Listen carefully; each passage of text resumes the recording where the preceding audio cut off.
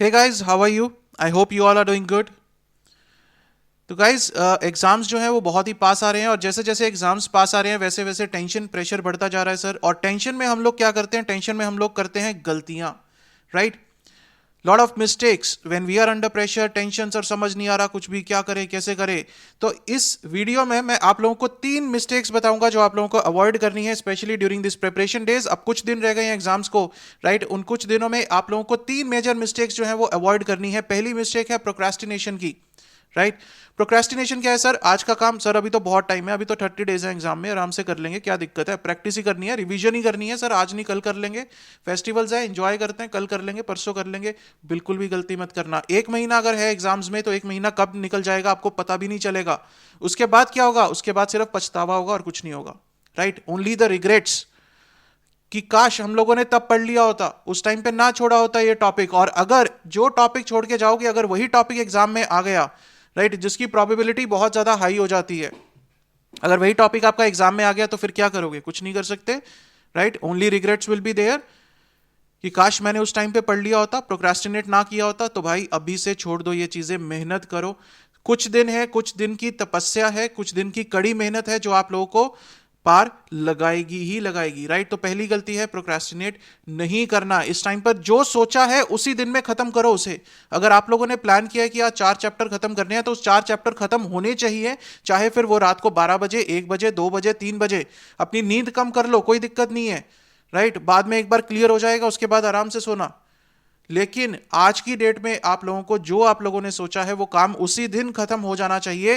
Procrastinate बिल्कुल भी नहीं करना, राइट? और वीडियो को लास्ट तक जरूर देखना, अच्छी लगे तो लाइक भी जरूर करना, subscribe to the channel and press the bell icon.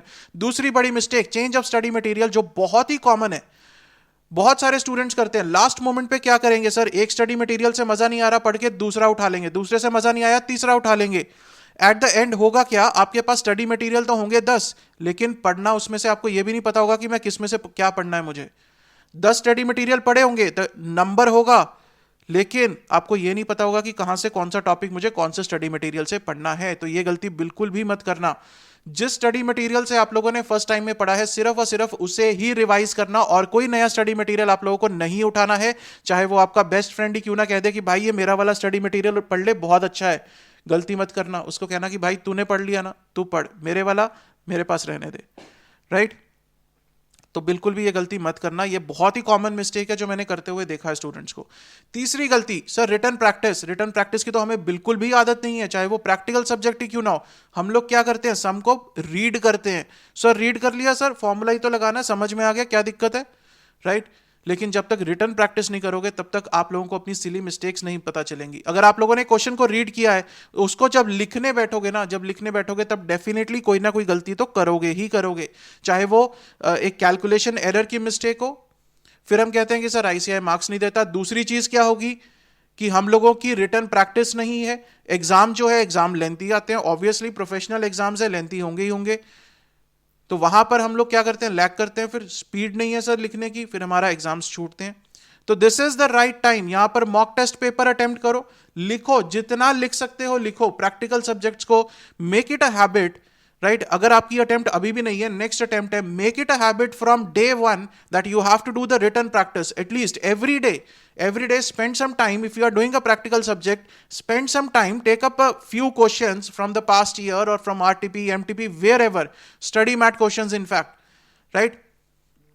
Do not see the solution. What you have to do is just do the written practice, write it down, because that will give you a better clarity. और जो चीज आप लिखोगे वो आप कभी जिंदगी में भूल नहीं पाओगे। इवन थ्योरी सब्जेक्ट्स को भी मैं कहता हूं, लॉ है, ऑडिट है, उसको कुछ ना कुछ शॉर्ट में लिखना शुरू करो, right? That is very important. तो ये 3 चीजों का आप लोगों को बहुत ध्यान रखना है अभी प्रिपरेशन टाइम में। प्रोक्रेस्टिनेट नहीं करना। आज का जो चीज है, आज का जो प्लान है वो आज ही खत्म होना चाहिए।